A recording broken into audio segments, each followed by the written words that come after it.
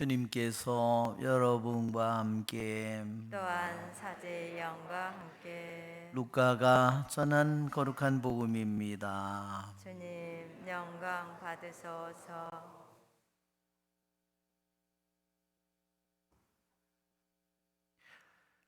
그 무렵 예수님의 제자들은 길에서 겪은 일과 빵을 떼실 때 그분을 알아보게 된 일을 이야기해 주었다. 그들이 이러한 이야기를 하고 있을 때 예수님께서 그들 가운데 서시어 평화가 너희와 함께 하고 그들에게 말씀하셨다. 그들은 너무나 무섭고 두려워 유령을 보는 줄로 생각하였다. 그러자 예수님께서 그들에게 이르셨다. 왜 놀라느냐? 어찌하여 너희 마음에 여러 가지 의혹이 있느냐? 내 손과 내 발을 보아라. 바로 나다. 나를 만져보아라. 유령은 살과 뼈가 없지만 나는 너희도 보다시피 살과 뼈가 있다. 이렇게 말씀하시고 나서 그들에게 손과 발을 보여주셨다. 그들은 너무 기쁜 나머지 아직도 믿지 못하고 놀라워하는데 예수님께서 그들에게 여기에 먹을 것이 좀 있느냐 하고 물으셨다. 그들이 구운 물고기 한 토막을 드리자 예수님께서 그것을 받아 그들 앞에서 잡수셨다. 그리고 그들에게 이르셨다. 내가 전에 너희와 함께 있을 때 말한 것처럼 나에 관하여 모세의 율법과 예언서와 시편에 기록된 모든 것이 다 이루어져야 한다. 그때 예수님께서는 그들의 마음을 여시어 성경을 깨닫게 해 주셨다. 이어서 그들에게 이르셨다. 성경에 기록된 대로 그리스도는 고난을 겪고 사흘 만에 죽은 이들 가운데에서 다시 살아나야 한다. 그리고 예루살렘에서부터 시작하여 죄의 용서를 위한 회개가 그의 이름으로 모든 민족들에게 선포되어야 한다. 너희는 이 일의 증인이다. 주님의 말씀입니다. 그리스도님 찬미합니다. 앉으십시오. 참 예수님, 찬미 예수님. 우리는 예수님의 부활 대축일과 성탄 대축일을 8일 동안 기념합니다. 그래서 이것을 부활 팔부 축제 또는 성탄 팔부 축제라고 합니다. 왜 부활을 당일만 지내지 않고 왜 그렇게 8일 동안을 지낼까?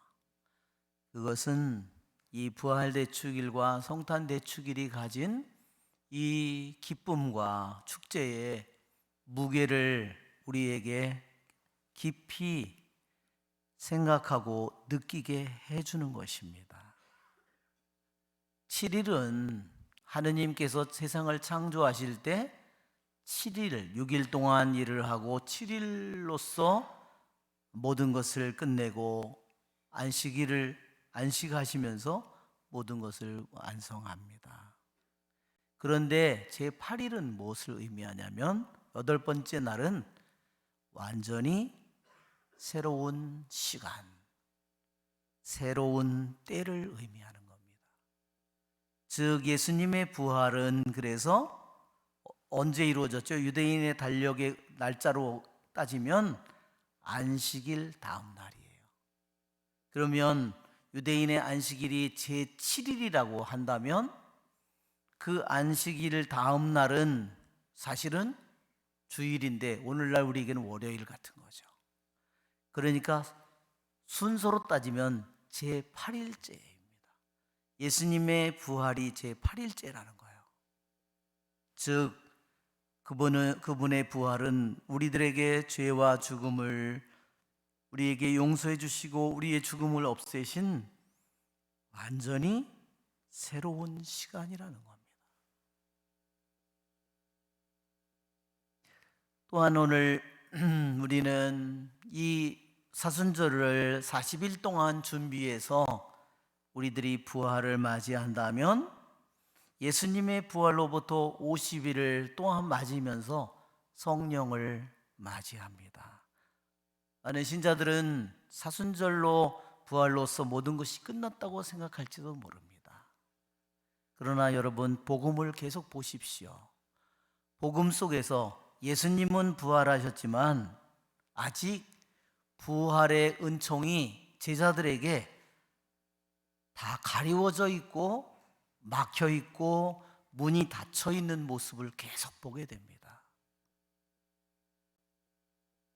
즉 부활하신 예수님께서 제자들과 함께 40일을 같이 지내고 또 성령이 오는 것을 기다리라고 다시 말씀하시고 10일 동안 총 50일 동안 우리는 부활하신 예수님을 통해서 은총을 받고 끊임없이 변해가는 시기예요.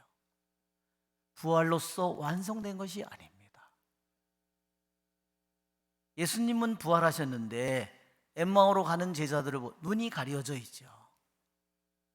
막달라 마리아를 보세요. 그분이 앞에 있는데도 그분이 정원죽인 줄 알죠. 제자들은 문을 닫아 걸고 있죠. 그래서 이 부활의 시기에 매일매일 우리는 부활하신 예수님과 함께 내가 동행하지 않는다면 나는 부활하신 예수님을 통해서 그 부활의 은총과 빛을 내가 받지를 못하는 겁니다. 그냥 주님은 부활한 것뿐이고 나는 전혀 별개의 삶을 살아가게 되는, 그것은 슬픈 이야기입니다.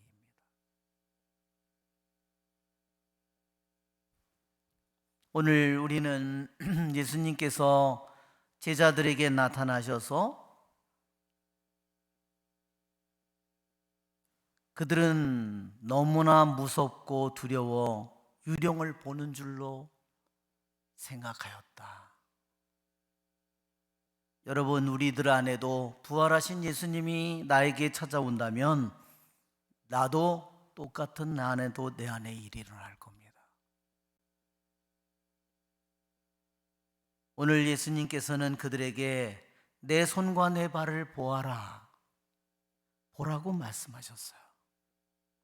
그래서 우리는 오늘 이 부활하신 예수님의 이 복음을 통해서 나는 그분과 그분의 구멍 뚫린 손과 발을 내가 바라보는 시간을 가져야 되는 겁니다. 또 나를 만져보아라, 부활하신 예수님을 만져보는 시간을 우리가 가져야 됩니다. 그냥 내가 안다고 그냥 주님의 말씀을 들었으니까 그러고 끝나는 사람은 참으로 그분을 자기의 시간 속에서 자기의 삶 속에서 만나지를 못하는 거예요. 그냥 제3자의 이야기일 뿐이에요. 2000년 전의 이야기일 뿐입니다. 예수님께서는 또한 내가 전에 너희와 함께 있을 때 말한 것처럼 나에 관하여 모세의 율법과 예언서와 시편에 기록된 모든 것이 다 이루어져야 한다. 왜 예수님께서는 왜 이렇게 구원의 역사를 준비하셨을까요? 모세의 오경에 있는 것, 창세기, 탈출기, 레위기, 민수기, 신명기에 예언서 또는 시편, 집회서, 아가서, 욥, 잠언서, 전도서, 왜 이런 것들에 당신에 관한 왜 모든 것들을 거기다 미리 넣어놨을까요? 그것은 왜 그 이유는 분명한 겁니다. 당신은 모든 것을 당신 뜻대로 계획하고 모든 것을 당신 뜻대로 이룬다는 겁니다.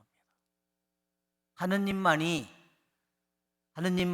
모든 것을 아시고 그분만이 모든 것의 권능을 가진 분이라는 것을 우리에게 믿고 알리도록 모세의 율법과 예언서와 시편에 기록된 모든 것들이 하나하나 예수님 안에서 그분의 순환을 통해서 죽음을 통해서 탄생을 통해서 모두가 다 이루어지도록 만들었어요. 왜? 그분을 믿고 받아들이도록.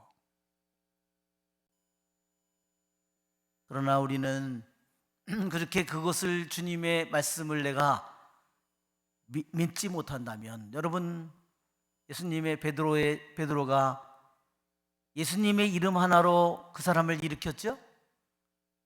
우리는 예수님의 이름을 알지만 그것을 일으킬 수 있는 힘을 어떻게 베드로가 얻었을까요?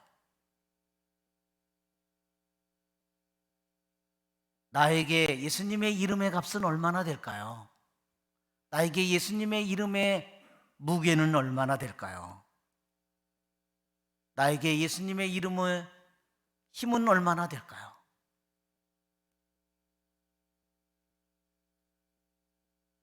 그러기에 주님께서 주님의 이름을 믿고 하느님의 말씀을 믿는 그 믿음을 보시고 주님께서는 우리에게 당신의 일을 하십니다.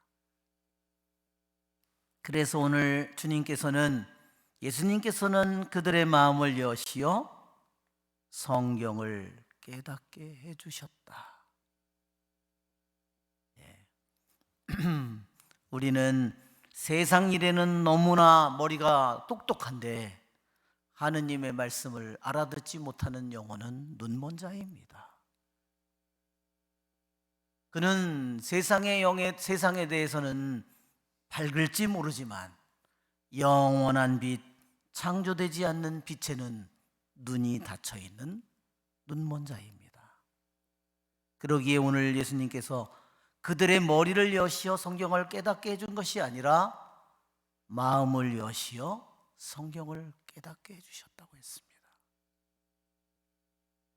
머리로 하는 것은 우리들 자신을 다 변화시키지 못합니다. 마음으로 하느님의 말씀을 깨달을 때 그 말씀으로 깨달은 하느님의 말씀은 그 사람의 것이 될 것이고 그 사람의 삶이 될 것이고 그 사람의 삶의 이유가 될 것이고 목표가 될 것입니다. 우리의 좋으신 주님을 찬미합시다. 아멘. 성찬 전례를 시작.